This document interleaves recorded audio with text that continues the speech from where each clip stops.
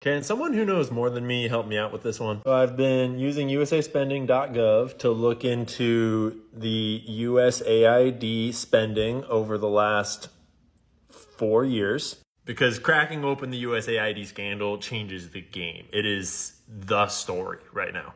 And Americans are learning about all kinds of crazy government programs that we've been funding. But we're also learning about all kinds of organizations and NGOs and nonprofits that we didn't know we didn't even know existed. Okay, disregard the filter that TikTok just put on me for the last 10 clips.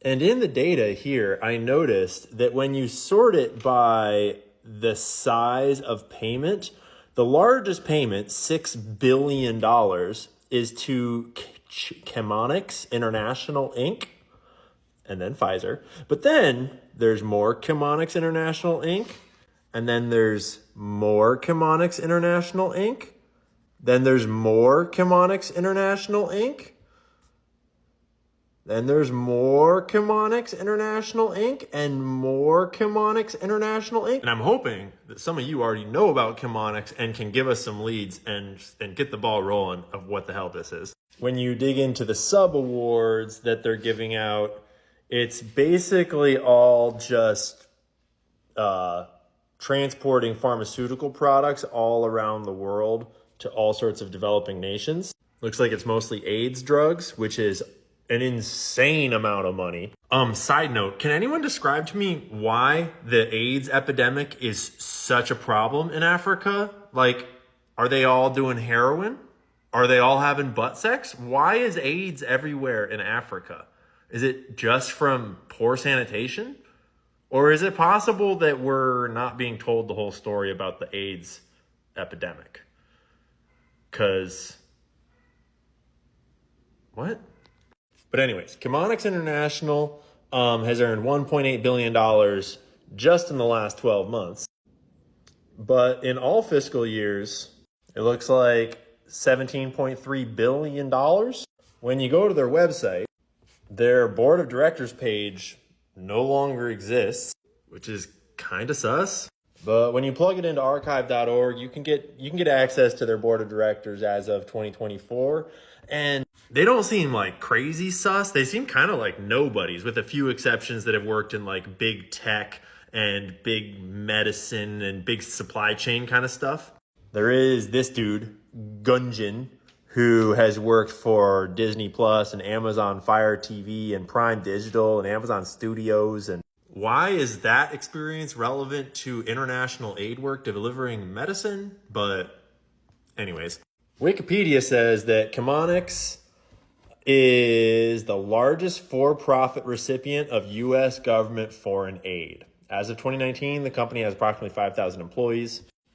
The firm offers capacity building, communications, corporate social responsibility, knowledge management, performance management, and appraisal and program design services. What does any of that mean? Remember, the top receiver of U.S. aid funding. And they offer a hodgepodge of corporate gobbledygook that doesn't really say anything. Then when you start looking up the company and find articles about them, you find articles like this one that state that, this is back in 2017, in the first quarter of 2017, only 7% of the health commodity shipments delivered through this program arrived at their destination on time and in full. Meaning that 93% of the shipments they sent in that quarter either arrived incomplete or did not arrive within the 21-day window allotted and agreed to by the buyer. The largest recipient of foreign aid from our tax dollars is a company you've never heard of. And when they're using that massive share of our tax dollars, only 7% of the shipments they're sending are making it to their destination? At the time, this was USAID's largest ever contract. And then there's this article. It starts off by talking about this power plant in Afghanistan that these two firms, Black & Veatch and Lewisberger Group, got a government contract through USAID to build. At least I presume it was through USAID. I don't know if that specific contract was. But then an earthquake or an avalanche happened, and it kind of messed the plant up, and they never finished it. And now it's producing 2% of the power it was intended to generate. So then the article goes on to explore a number of sort of aid misallocations of funds over the years. And it starts with Hillary Clinton's tenure at the State Department.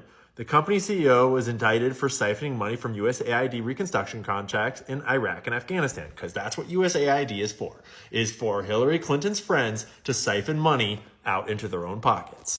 Louis Berger, the firm that built that messed up power plant, they're represented by John Podesta and his lobbying group. You might know our boy John from his appearance in scandals like Pizzagate.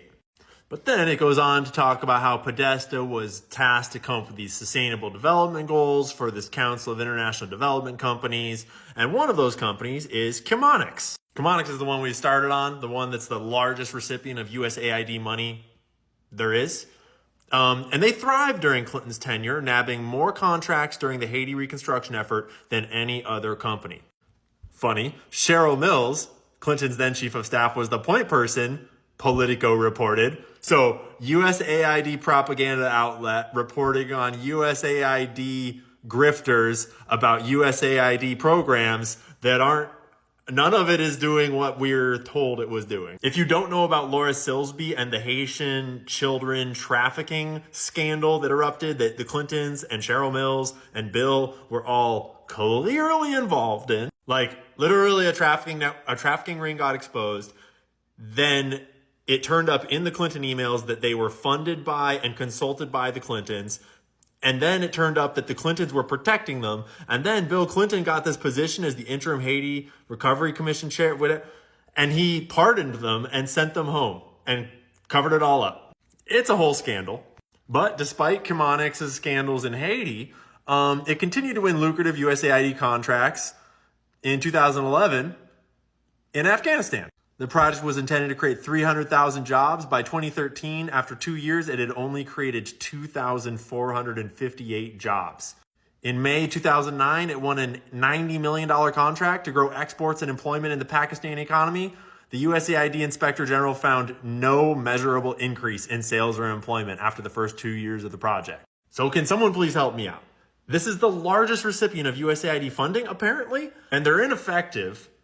They're embroiled in scandals. I didn't even go into the one in Afghanistan where they were bribing the Taliban in order to not attack their shit. Literally, they were giving our taxpayer dollars to the Taliban. This company was, Chemonics, of their own volition. They were giving money to the Taliban basically as a protection racket.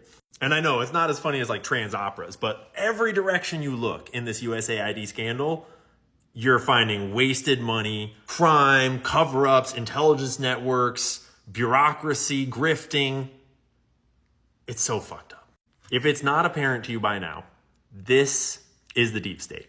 And it's been being built over the last 20 years, ever since Bill Clinton's time and even before, out of these proxy companies, these non-government organizations, these charitable organizations, all these shadow kind of organizations that you don't know about, that we don't elect, that are some of them private, some of them public, all of them in the shadows, just wheeling and dealing billions and billions and billions of dollars of taxpayer money that just goes into the black box of aid and then is never heard from again.